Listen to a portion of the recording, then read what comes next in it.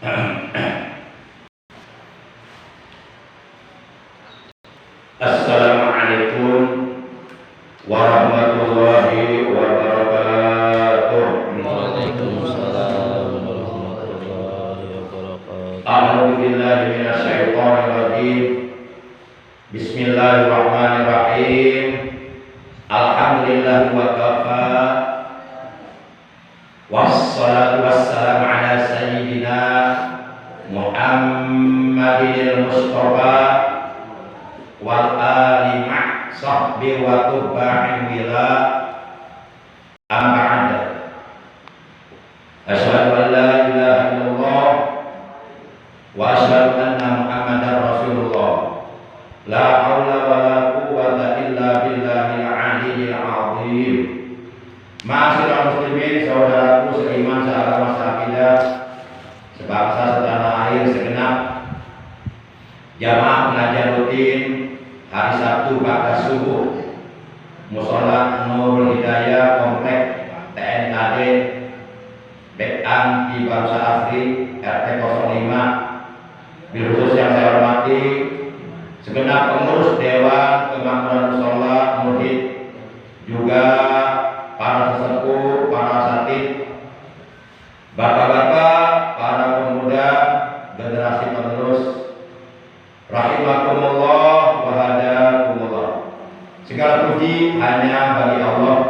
Sholawat dan salam semoga tetap dilimpahkan selalu sampai hari kiamat tiba atas kekasihnya Allah, manusia yang paling dicintai oleh Allah, paling dimuliakan, diagungkan oleh Allah, ditinggikan pangkat derajatnya, paling bagus budi pekertinya, akhlaknya, patut dicontoh oleh segenap umat manusia, yakni Nabi kita tercinta, Nabi Agung, Nabi besar Muhammad Sallallahu Alaihi Wasallam, beserta seluruh keluarga beliau, para sahabat beliau, dan seluruh pengikut beliau yang tetap cinta, tetap setia kepada beliau.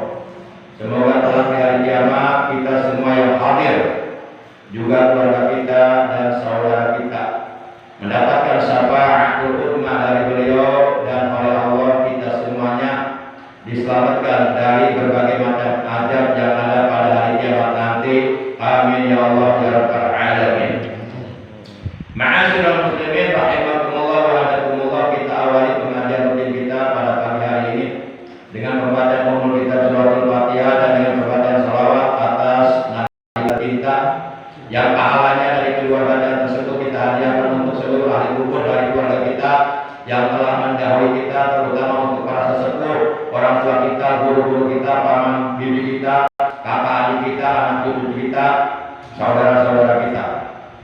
Kita doakan semoga mereka semuanya selama berada dalam kubur sampai tibanya hari kiamat selalu berada dalam curahan limpah rahmat kasih Allah, selalu berada dalam ampunan Allah, selalu berada dalam ridhonya Allah. Alam kuburnya oleh Allah diterangkan, dilapangkan, diluaskan, dijadikan taman dari taman-taman surga. Bitilkan niyatil Fatihah. A'udzu billahi minasyaitonir rajim. Bismillahirrahmanirrahim. Alhamdulillahi rabbil alamin. Ar-Rahmanir Rahim. Maliki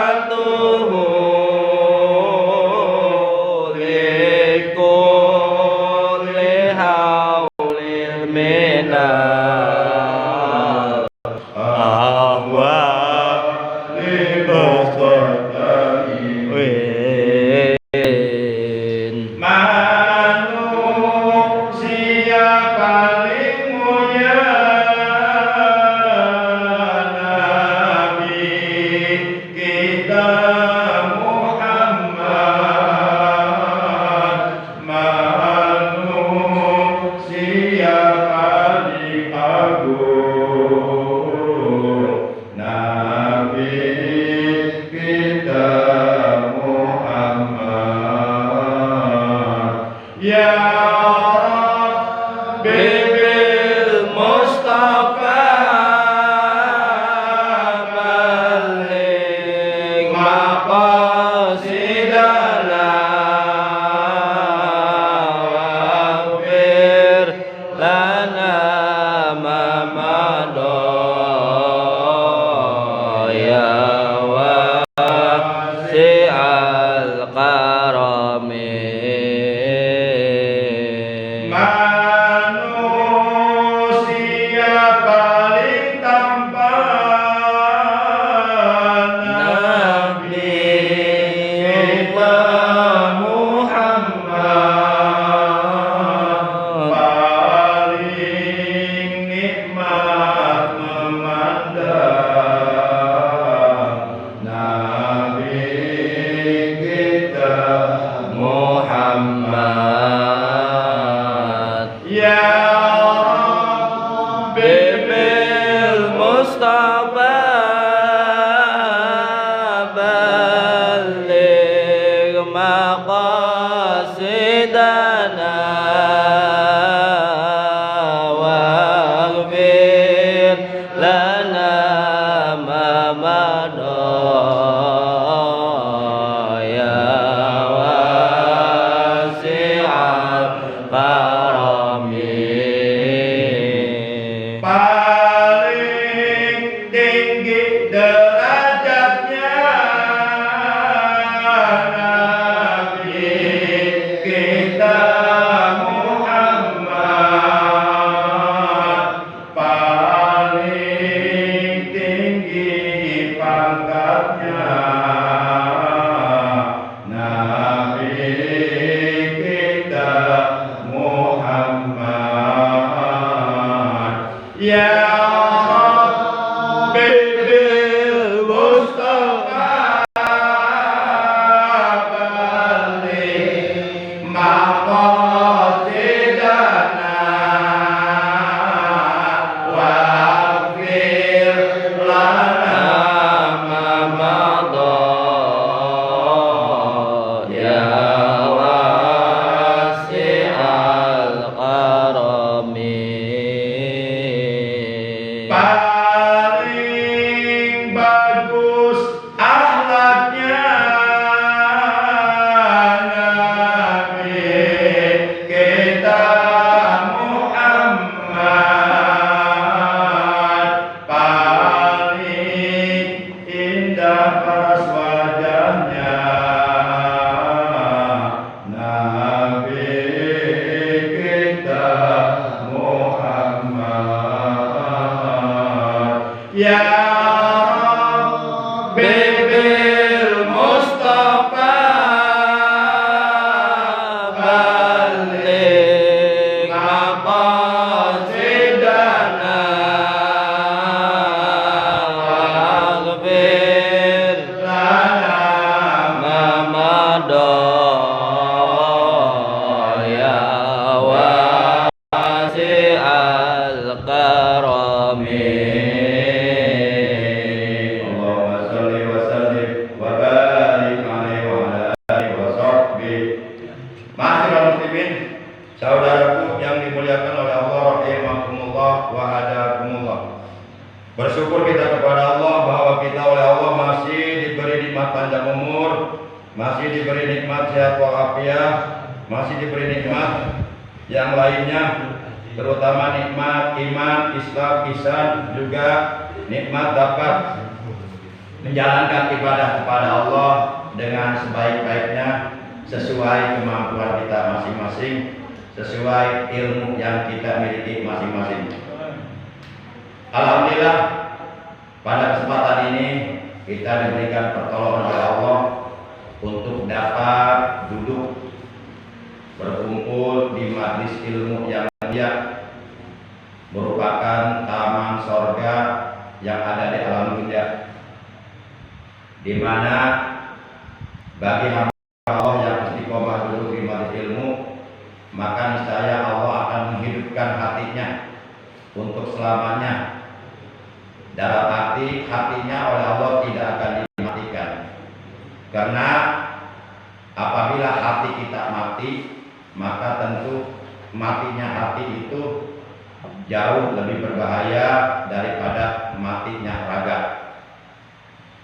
Para jamaah yang dimuliakan oleh Allah Subhanahu wa taala, maka seyogianya kita tanamkan niat di dalam hati kita sedalam-dalamnya untuk tetap istiqomah duduk di majelis ilmu semata-mata kita menjalankan perintah Allah dan Rasulnya, menjalankan kewajiban yang telah diwajibkan oleh Allah dan Rasulnya, juga didasari dengan rasa cinta kepada Allah. Karena orang yang benar-benar cinta kepada Allah tentu ia akan melaksanakan apa saja yang telah diperintahkannya oleh Allah.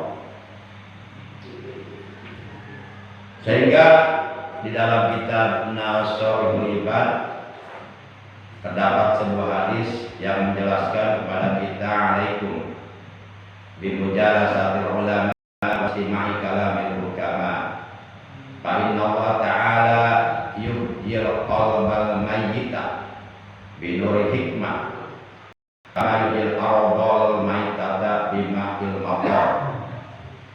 Kata Rasulullah dalam hadis ini, hendaklah kalian selalu duduk berkumpul dengan para alim ulama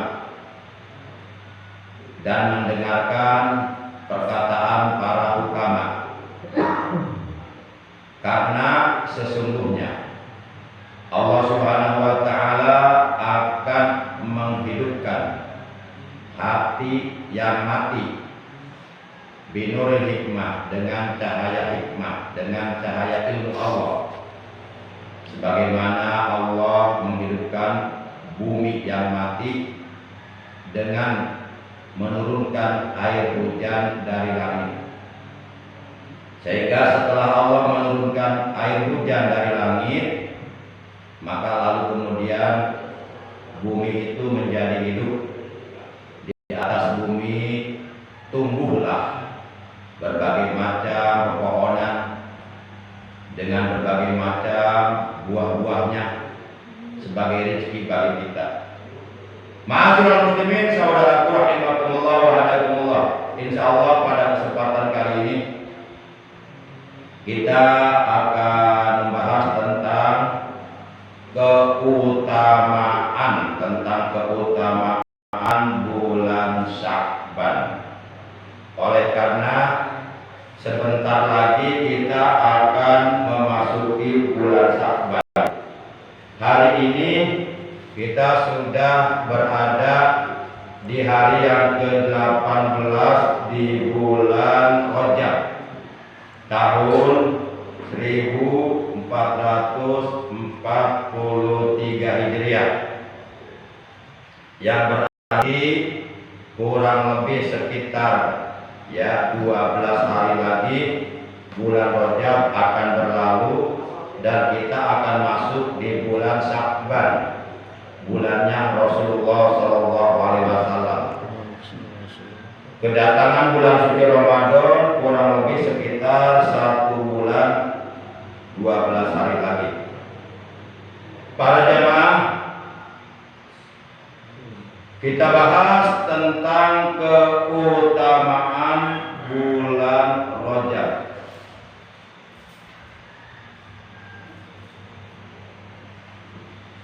Diterangkan dalam sebuah hadis bahwa Rasulullah SAW beliau telah bersabda, Afdalus Sya'bana. Kita bahas tentang keutamaan bulan Sya'ban, maksud saya. Afdalus Sya'bana ala sa'iri syuhur kafardi ala sa'iril anbiya. Afdalus Sya'bana, keutamaan bulan Sya'ban, di mana bulan Sya'ban ini disebut Syahrul Rasulillah, bulannya Rasulullah. Itu keutamaan bulan Sya'ban ala sa'ir syuhur, atas bulan-bulan yang lainnya yang ada di dalam bulan-bulan Islam yang jumlahnya sebanyak 12 bulan. yang dimulai dari bulan Muharram dan bulan yang terakhir adalah bulan Dzulhijjah. Nah, dari 12 bulan dalam bulan-bulan Islam, kedudukan atau posisi bulan Sya'ban ini, bulannya Rasulullah, adalah lebih utama, lebih unggul atas bulan-bulan yang lainnya. Kapandi ala sairil anbiya, sebagaimana keutamaanku atas para nabi yang lainnya. Karena dari sekian para nabi yang berjumlah 124.000 nabi yang telah diutus oleh Allah ke alam dunia, itu di antara mereka yang berkedudukan sebagai nabi yang paling terafdol di antara seluruh para nabi adalah nabi kita tercinta, nabi agung, nabi besar Muhammad Shallallahu Alaihi Wasallam. Sehingga beliau disebut sebagai Sayyidul Anbiya wal Mursalin, sebagai tuannya seluruh para nabi dan seluruh para rasul, sebagai pemimpinnya seluruh para nabi dan seluruh para rasul.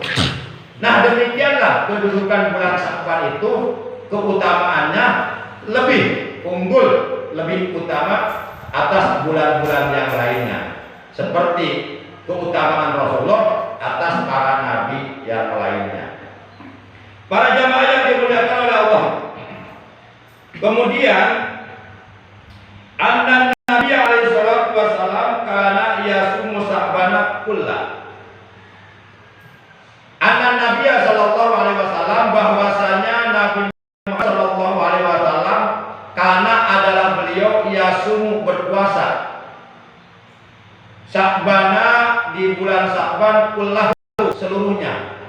Jadi kalau Rasulullah ketika beliau masuk bulan Sya'ban, beliau berpuasa di bulan Sya'ban 1 bulan.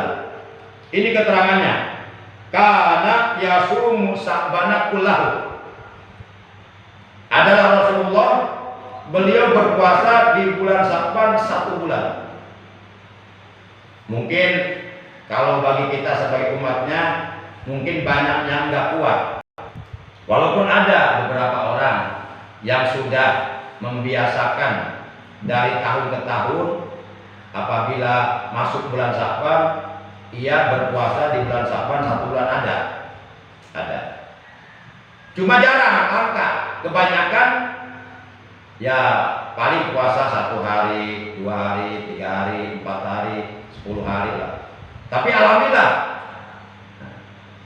Nah, mudah-mudahan nanti kita begitu masuk bulan Sya'ban kita berpuasa. Kalau bisa 3 hari di awal bulan Sya'ban, 3 hari di pertengahan bulan Sya'ban, kemudian kalau hari terakhir di bulan Sya'ban itu oleh para ulama ahli fikih disebut yaumus syak, hari mamam, hari Rabu. Dikhawatirkan hari itu sudah masuk 1 Ramadan. Makanya kita menunggu informasi apakah di hari itu sudah masuk 1 Ramadan atau belum.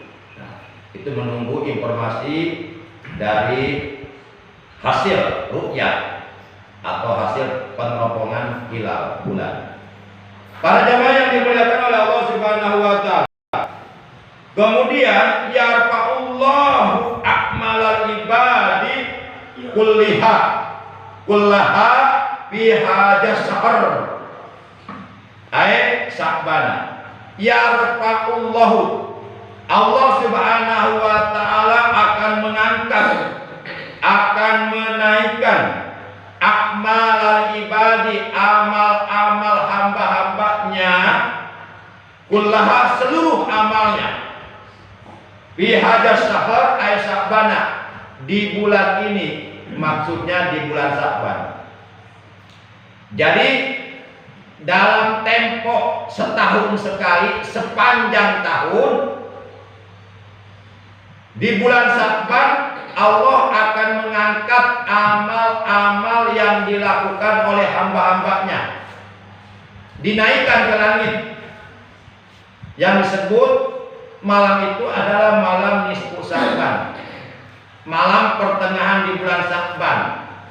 Malam tanggal 15 Sya'ban itu adalah malam di mana amal-amal kita akan diangkat, akan dinaikkan ke langit.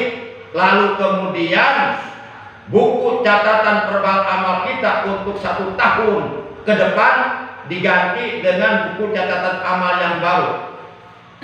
Nah, maka di malam nisfu Sya'ban hendaklah kita berusaha untuk meningkatkan prestasi ibadah kita kepada Allah, berusaha untuk mendekatkan diri kita kepada Allah lebih dekat lagi, yaitu dengan melakukan berbagai macam amalan-amalan sunnah, amalan-amalan yang dianjurkan di dalam ajaran agama Islam.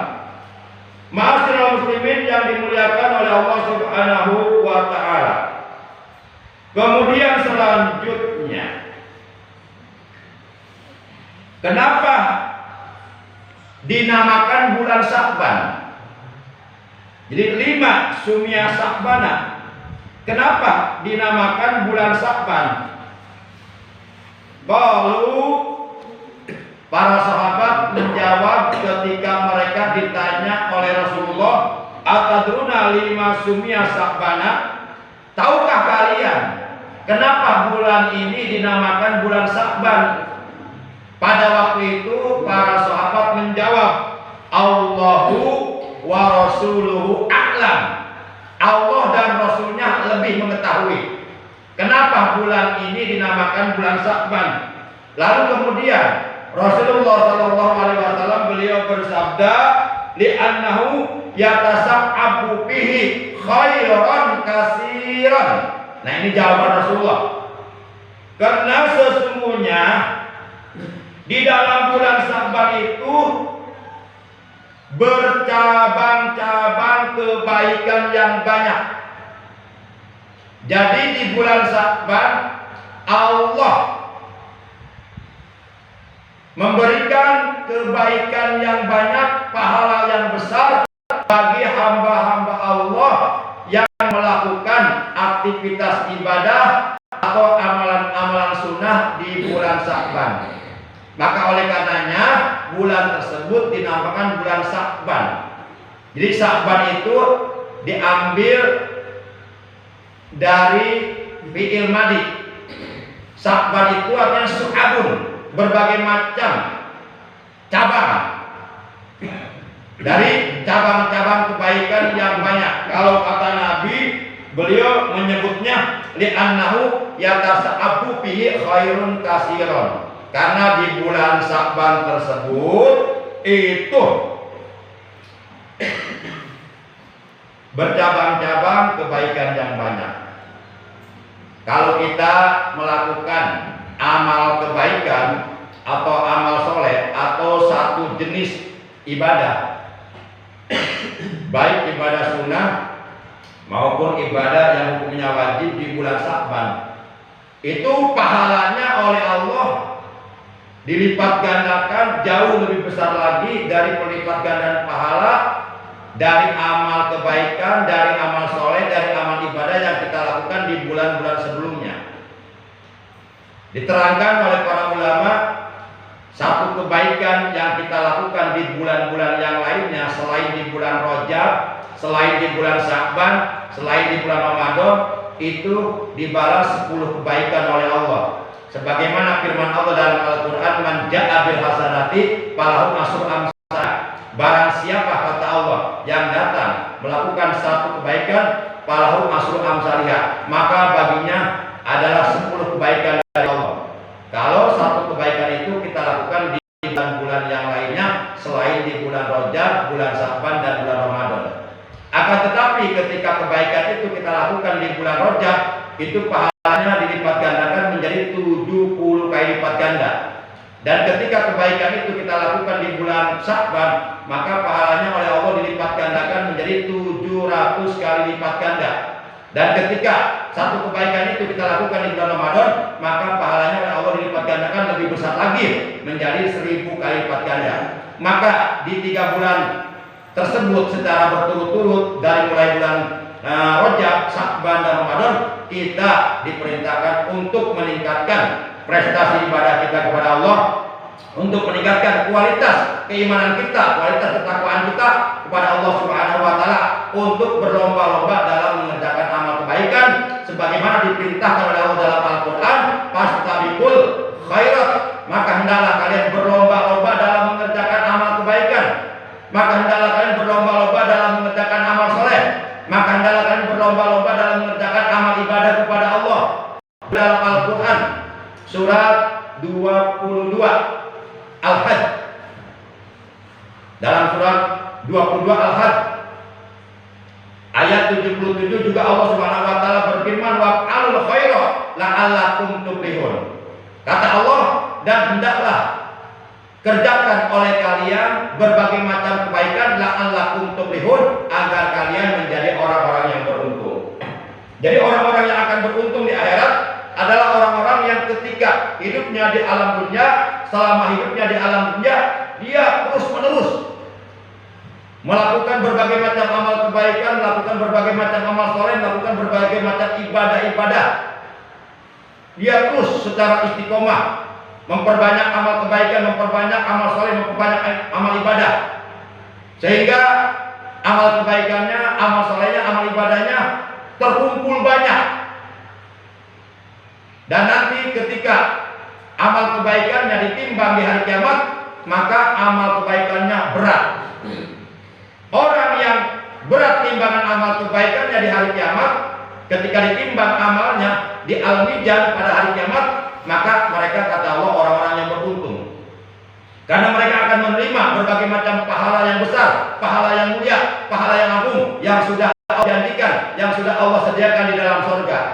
Dalam Al-Quran Allah berfirman, faman saqulat mawazinuhu faulaika humul muflihun. Maka barang siapa yang berat timbangan amal kebaikannya, maka barang siapa yang banyak amal kebaikannya, faulaika humul muflihun, maka mereka itulah orang-orang yang beruntung, orang-orang yang akan dijadikan ahli surga. Maka kita hidup di alam dunia ini yang bersifat sementara, yang bersifat temporer, yang cepat atau lambat alam dunia ini pasti akan kita tinggalkan. Rumah gedung akan kita tinggalkan, istri cantik akan kita tinggalkan, anak-anak akan kita tinggalkan, pangkat jabatan semuanya akan kita tinggalkan. Maka pandai-pandailah kita memanfaatkan, menggunakan nikmat umur yang Allah berikan terbatas ini. Pandai-pandailah kita menggunakan nikmat sehat yang Allah berikan terbatas ini untuk terus berlomba-lomba dalam mengerjakan amal kebaikan, supaya manakala ajal kematian yang telah ditentukan oleh Allah datang kepada kita, kita tidak menyesal nanti di alam kubur, tidak menyesal nanti di alam akhirat. Para jamaah yang dimuliakan oleh Allah SWT, makanya nanti di alam kubur, di alam akhirat, betapa alangkah sangat menyesalnya seseorang yang menghabiskan umurnya, yang menghabiskan kesehatannya hanya untuk hal-hal yang bersifat dunia saja. Artinya dia malas beribadah kepada Allah, malas melakukan amal soleh, malas melakukan amal kebaikannya. Selama hidupnya dia selalu memperturutkan hawa nafsunya, hanya bersenang-senang, hanya berpoya-poya, hanya berhura-hura, hanya mencari kesenangan dunia yang bersifat fata morgana, sementara dia tidak beribadah kepada Allah. Kemudian ada kematian yang telah ditetapkan oleh Allah kepadanya datang merebut nyawanya, baru dia akan menyesal. Para jamaah yang dimuliakan oleh Allah Subhanahu wa taala. Jadi hakikat hidup adalah kesempatan yang Allah berikan untuk kita beribadah kepada Allah. Sebagaimana firman Allah dalam Al-Qur'an, wa ma khalaqtul jinna wal insa illa liya'budun. Dan tidaklah aku menciptakan seluruh jin dan manusia illa liya'budun, melainkan supaya mereka semuanya beribadah kepadaku. Demikian firman Allah dalam Al-Qur'an surat Az-Zariyat ayat 56. Para jamaah yang dimuliakan oleh Allah Subhanahu wa taala. Kemudian Allah Subhanahu wa taala membagi rahmatnya atau kasih sayangnya menjadi 100 bagian.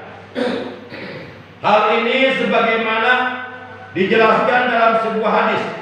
An Abi Hurairah radhiyallahu taala anhu qala, dari sahabat Nabi yang bernama Abu Hurairah radhiyallahu taala anhu, bahwasanya ia berkata, qala Nabi sallallahu alaihi wasallam, telah bersabda Nabi Muhammad sallallahu alaihi wasallam, ja'alallahu rahmatan mi'ata juz'in fa amsaka indahu tis'atan wa tis'in wa anjala fil ardi juz'an wahidan famin jalika tataro amul khalaiku. Allah Subhanahu wa taala telah menjadikan rahmatnya atau kasih sayangnya menjadi 100 bagian, yang 99 rahmat Allah ditahannya untuk diberikan secara khusus kepada hamba-hambanya yang beriman dan beramal soleh nanti di hari kiamat atau nanti di dalam surga. Sedangkan yang 1 bagian lagi diturunkannya oleh Allah ke muka bumi, yang mana dengan yang 1 bagian tersebut seluruh makhluk Allah yang ada di muka bumi mereka semuanya kebagian dari 1 rahmat Allah tersebut, sehingga mereka dapat berkasih sayang. Nah, jadi 100 rahmat secara global dibagi 2. Ini makna dari kalimat Ar-Rahman Ar-Rahim. Bismillahi dengan menyebut nama Allah Ar-Rahmani. Kang mapari nikmat cilik Allah ikut tetap ing dalam dunya. Ar-Rahim itu kang mapari nikmat akeh Allah ikut tetap ing dalam akhirat boloko. Ar-Rahman itu artinya Maha Pengasih. Dengan sifat rahmannya Allah, seluruh makhluk yang dihidupkan oleh Allah di alam dunia, terlepas dari apakah mereka beriman kepada Allah ataupun mereka kafir ingkar kepada Allah, semuanya oleh Allah dikasih hidup, dikasih sehat, dikasih rezeki, semuanya dikasih. Itu dengan 1 rahmat Allah. Bahkan sampai binatang buas bisa menyayangi anaknya, harimau bisa menyayangi anaknya, buaya bisa menyayangi anaknya. Itu dengan 1 rahmat Allah yang Allah turunkan ke alam dunia. Sisanya 99 itu ditahan oleh Allah. Karena yang 99 rahmat Allah tersebut itu secara khusus oleh Allah hanya akan diberikan kepada hamba-hamba Allah nanti di dalam surga, yaitu hamba-hamba Allah yang beriman dan beramal soleh, hamba-hamba Allah yang beriman dan bertakwa kepada Allah. Sementara yang lainnya, yang kafir, yang musyrik, yang munafik, mereka tidak kebagian. Mereka semuanya dibakar di neraka. Nah, makanya nikmat dunia ini nikmat kecil. Nikmat besar nanti di surga, di alam akhirat. Maka kita jangan sampai tertipu mengejar kenikmatan dunia yang kecil dan bersifat sementara, melupakan kenikmatan abadi yang sangat besar dan mulia di akhirat. Sehingga dalam Al-Quran Allah berpesan kepada orang-orang beriman, "Fala taghurrannakumul hayatud dunya." Maka janganlah sekali-kali kalian tertipu dengan kesenangan dunia, tertipu dengan kemewahan dunia yang bersifat sementara, yang hanya sebentar saja. Lalu kalian melupakan kenikmatan di akhirat yang besar. Para jamaah yang dimuliakan oleh Allah Subhanahu wa taala, silahkan cari dunia, tapi jangan meninggalkan ibadah. Karena dalam hadis Rasulullah bersabda, "Ikmal li dunyaka ka'annaka ta'ishu abada, wa'mal li akhiratika ka'annaka tamutu goda." Beramallah kamu untuk duniamu, bekerjalah kamu sebagaimana harusnya kamu bekerja untuk duniamu, untuk memenuhi kebutuhan duniamu. Tapi jangan lupa beramallah kamu, beribadahlah kamu untuk akhiratmu. Kenapa? Karena kita akan mati.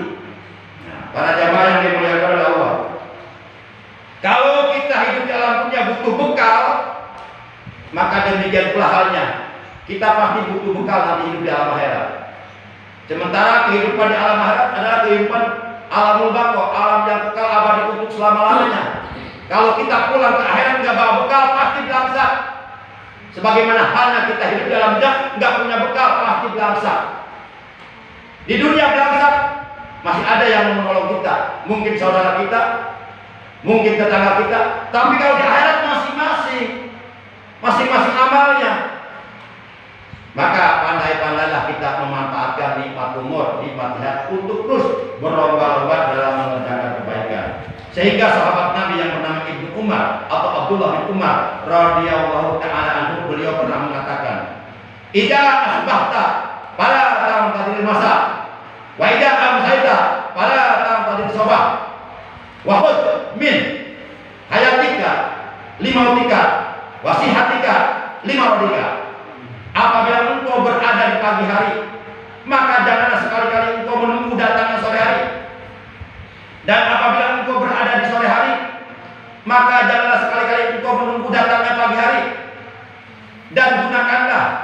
manfaatkanlah secara efektif dan efisien, seoptimal mungkin, semaksimal mungkin hidupmu untuk matimu, sehatmu untuk sakitmu. Artinya mumpung kita hidup, kita berlomba-lomba beramal soleh untuk bekal sesudah mati. Mumpung kita sehat, berlomba-lomba beribadah kepada Allah. Sebab kalau sudah sakit, kita nggak bisa melakukan ibadah dengan sempurna. Nah, yang dimaksud apabila engkau berada di pagi hari, jangan sekali-kali menunggu datangnya sore hari. Maksudnya kebaikan apapun, amal soleh apapun, ibadah apapun yang bisa kita kerjakan di pagi hari itu jangan ditangguhkan, jangan dinantikan sampai sore. Kenapa? Karena tidak ada jaminan dari siapapun kalau umur kita akan sampai di sore hari. Karena yang namanya kematian itu datangnya nggak tahu kita. Ada orang nggak pakai sakit dulu, secara medis, secara syariat, secara biologis badannya sehat, kekal, steril. Tahu-tahu mati, datang malaikat jelek. Banyak kejadian seperti itu. Nggak sakit, nggak apa-apa, lagi nonton TV, datang malaikat jelek, mati.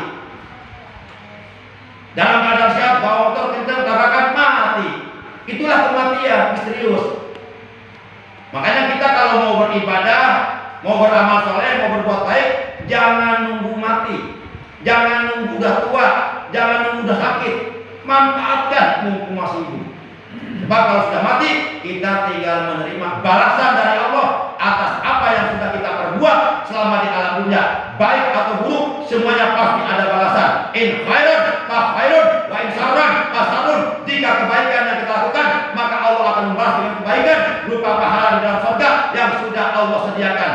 Dan jika keburukan yang kita lakukan, maka Allah akan membalasnya dengan siksa di neraka. Faman ya'mal mithqala dzarratin khairan yarah, wa man ya'mal mithqala dzarratin syarran yarah. Demikian firman Allah dalam Al-Quran surat Az-Zalzalah ayat 7 dan 8. Kata Allah, maka barang siapa yang berbuat amal kebajikan walaupun sebesar jarah, niscaya ia pasti akan melihat balasannya nanti di surga.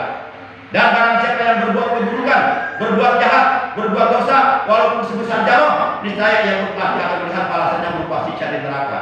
Di akhirat hanya ada dua tempat, surga dan neraka. Silahkan kita mau pilih mana. Mau pilih surga silahkan, mau pilih neraka juga terserah kamu. Toh pada akhirnya kita sendiri yang akan merasakannya. Yang jelas Allah sudah mengutus para rasul, 315 orang rasul. Allah sudah mengutus para nabi, 124.000 nabi. Mereka semuanya menyampaikan wahyu Allah kepada umat manusia yang hidup dalam dunia ini agar selamat hidupnya dunia dan akhirat. Para nabi, para rasul sudah diutus, mereka memberikan petunjuk kepada kita. Nih jalan ke surga, nih jalan ke neraka. Kamu tinggal pilih. Kamu mau menempuh jalan surga atau jalan neraka, terserah kamu. Pada akhirnya kita sendiri akan merasakannya. Para jamaah yang dimuliakan oleh Allah Subhanahu wa taala. Baik, yang terakhir, An Abi Hurairah radhiyallahu taala anhu annahu qala. Dari Abu Hurairah radhiyallahu taala anhu bahwasanya ia telah berkata, qala alaihi salatu wasalam, telah bersabda Nabi Muhammad sallallahu alaihi wasallam, atani Jibrilu lailatan nisfi min Sya'ban wa qala. Pada malam nisfu Sya'ban, pada malam tanggal 15 di bulan Sya'ban, dulu ketika Rasul masih hidup, Rasulullah didatangi oleh malaikat Jibril. Jadi malaikat Jibril itu ya ditugaskan oleh Allah untuk menyampaikan wahyu kepada Rasulullah. Jadi Nabi Muhammad itu gurunya malaikat Jibril yang membimbing. Beliau adalah malaikat Jibril. Jadi gurunya bukan manusia, malaikat. Nah, pada malam nisfu Sya'ban malaikat Jibril mendatangi Nabi Muhammad sallallahu alaihi wasallam. Lalu kemudian malaikat Jibril berkata kepada beliau, "Ya Muhammad, hadhihi lailatul tuqtahu biha abwabus samai wa abwabur rahmah." Hai Muhammad, pada malam ini, yakni malam nisfu Sya'ban, seluruh pintu langit yang 7 dan seluruh pintu rahmat Allah telah dibuka oleh Allah. Fakum wa sholli warfa ra'saka yadaika ila samai. Fakum, maka hendaklah engkau bangun, wasoli dan kerjakanlah sholat di malam nisfu Sya'ban, warfa dan angkatlah yadaika, warfa dan angkatlah olehmu rosaka kepalamu, wa wayadaika dan kedua tanganmu ila sama'i ke langit. Maksudnya perbanyak doa di malam nisfu Sya'ban, perbanyak ibadah di malam nisfu Sya'ban, perbanyak mengerjakan amal-amal sunnah yang disukai oleh Allah di malam nisfu Sya'ban, perbanyak mendekatkan diri kepada Allah di malam nisfu Sya'ban. Mohon ampunan Allah. Jangan sampai buku catatan amal kita ditaikkan ke langit, dilaporkan kalau banyak amal buruknya yang belum dihapus. Ibarat kita dibagi rapotnya merah dulu.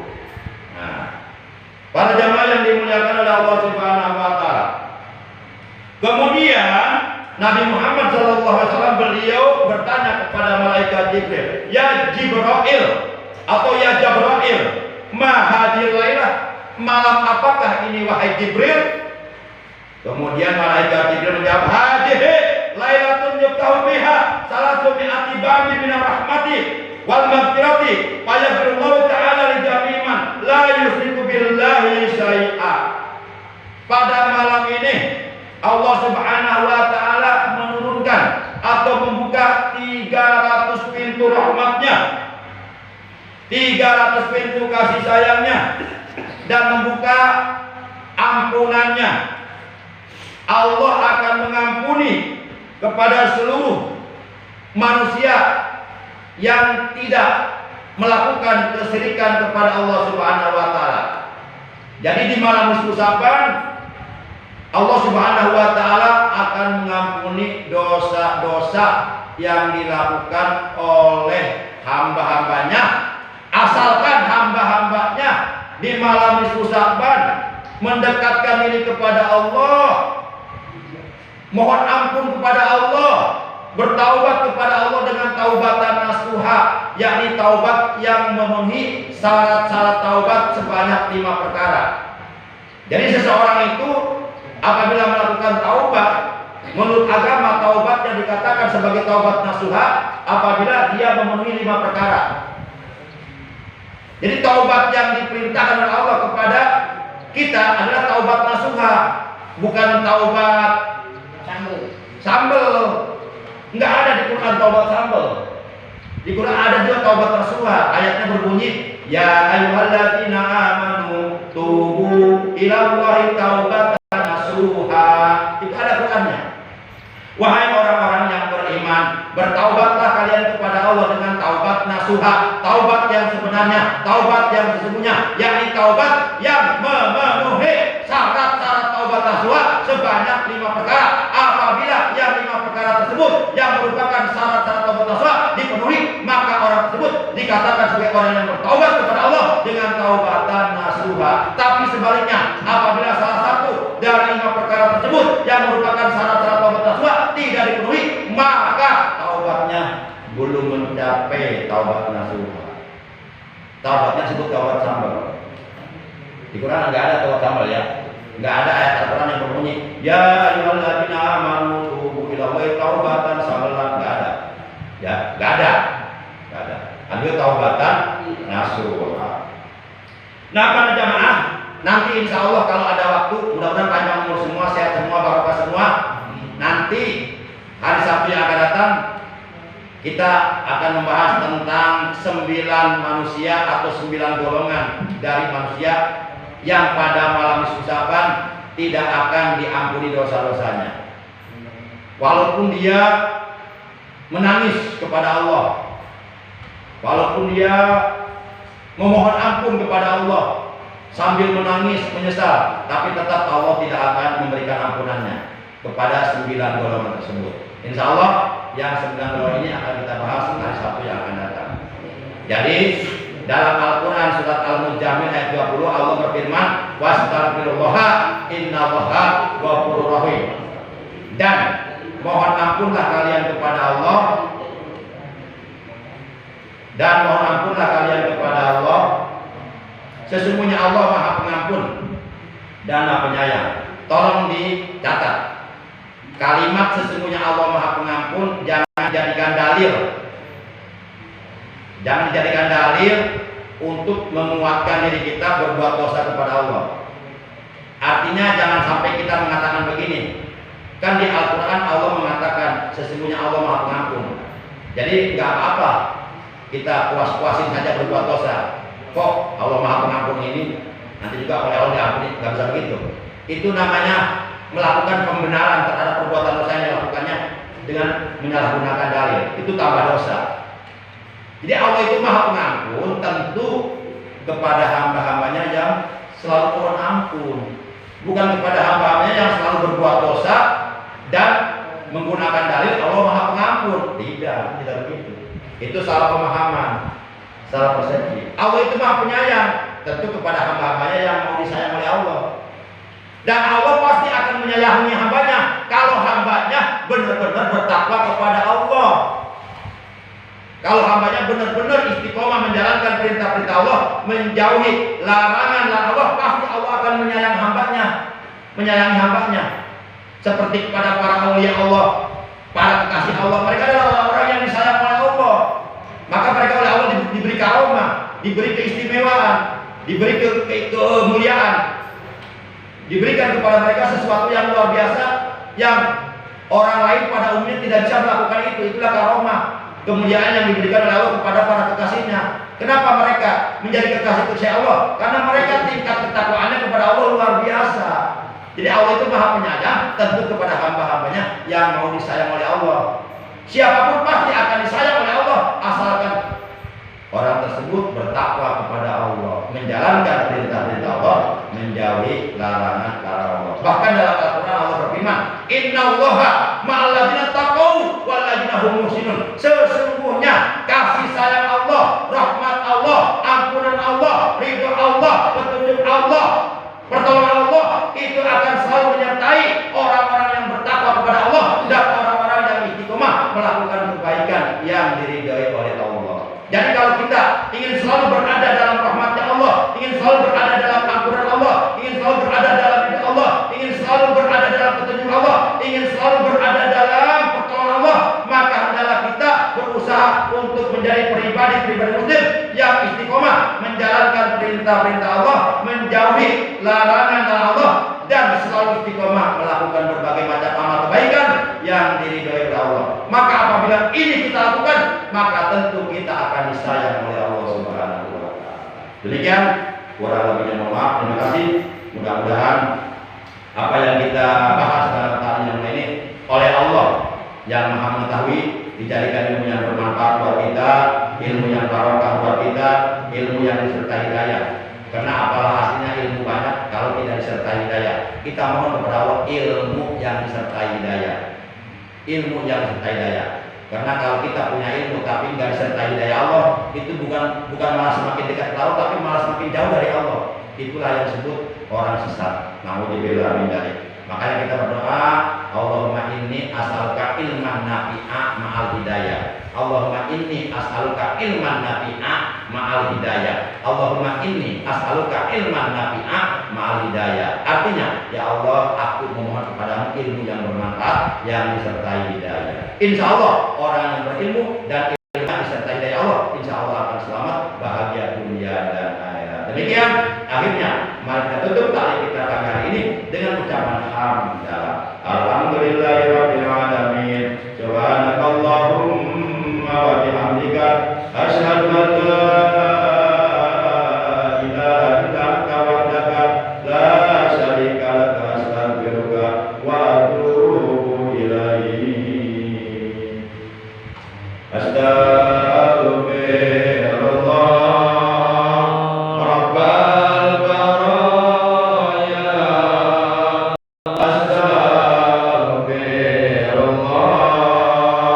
minal khataya